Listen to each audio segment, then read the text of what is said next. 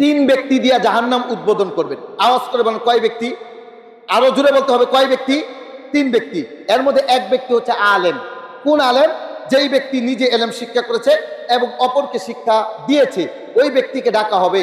ডাকার পরে বলবেন যে তুমি তো আলেম, তোমাকে আমি কোরআনের জ্ঞান দিয়েছিলাম, হাদিসের জ্ঞান দিয়েছিলাম, দুনিয়াতে তুমি কি করেছ তুমি বলো। ওই ব্যক্তি বলবে, রব, তোমার সন্তুষ্টির জন্য এলেম শিখেছি, আরেকজনকে শিখাইছি, দিন রাত কষ্ট করে পরিশ্রম করে এলেম শিক্ষা করেছি, সুতরাং আমি তোমার খালেজ বান্দা।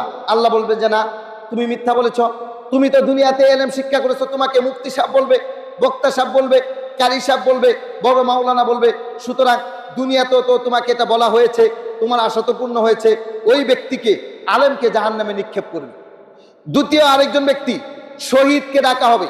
যেই ব্যক্তি আল্লাহ রাস্তায় যুদ্ধ করতে করতে করতে করতে নিজের প্রাণ দিয়ে দিয়েছে, ওই ব্যক্তিকে ডাকা হবে যে তোমাকে দুনিয়াতে আমি বাহুর শক্তি দিয়েছিলাম, ক্ষমতা দিয়েছিলাম, যুদ্ধ করার মতো সাহস শক্তি দিয়েছিলাম, তুমি কি করেছ? সে বলবে, আমার এই শক্তি, আমার এই বাহু তোমার পথে কাজে লাগিয়েছি, কাজে লেগিয়ে আমি আমার জানটাকে তোমার পথে দিয়ে দিয়েছি, আমি শহীদ হয়েছি। আল্লাহ বলবেন যে না, তুমি শহীদ হয়েছ, আল্লাহ রাস্তায় যুদ্ধ করেছো এই জন্য যে লোকে তোমাকে বীর বলবে, মুক্তিযোদ্ধা বলবে, এই জন্য তুমি যুদ্ধ করেছিলা, সুতরাং দুনিয়াতে তোমাকে মুক্তিযোদ্ধা বলেছে, আজকে তোমাকে আমি জাহান্নামে নিক্ষেপ করলাম। তিন নাম্বার, আরেকজন দানশীলকে ডাকা হবে। ওই দানশীল যেই ব্যক্তি মসজিদ করে দিয়েছে, রাস্তাঘাট করে দিয়েছে, স্কুল কলেজ করে দিয়েছে, এমন কোনো জায়গা নাই যেই জায়গার মধ্যে দান করে নাই। ওই ব্যক্তিকে ডাকা হবে যে তোমাকে দুনিয়াতে আমি ধনী বানিয়ে দিয়েছিলাম, অনেক টাকা পয়সা দিয়েছিলাম, সেই লক্ষ্যে তোমার করণীয় কি করেছো তুমি বলো তো দেখি।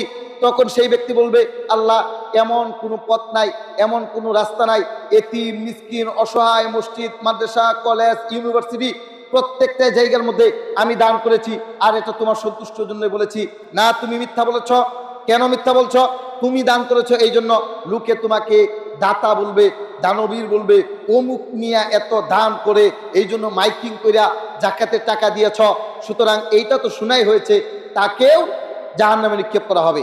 এই তিনজন ব্যক্তি, আলেম সবচাইতে ভালো ব্যক্তি, শহীদ ইসলামের মধ্যে ফজিলতপূর্ণ সবচাইতে বড় ব্যক্তি, দানশীল সে ফজিলতপূর্ণ ইসলামের মধ্যে, এই তিনজন ব্যক্তিকে জাহান্নামে নিক্ষেপ করবে একটাই কারণ, কারণ তাদের এখলাস ঠিক ছিল না, আল্লাহকে বাদ দিয়ে মানুষের সন্তুষ্টি ছিল।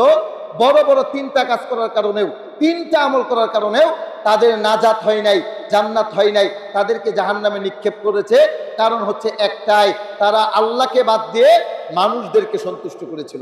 সুতরাং এখলাস যদি না থাকে, আমল যত বড় হোক, শহীদের মতো ব্যক্তি সে জাহান্নামে যাবে, আলেমের মতো ব্যক্তি জাহান্নামে যাবে, দানশীল ব্যক্তি জাহান্নামে যাবে, একটাই কারণ, সন্তুষ্টি আমরা আল্লাহকে বাদ দিয়ে আরেকজনকে করেছি।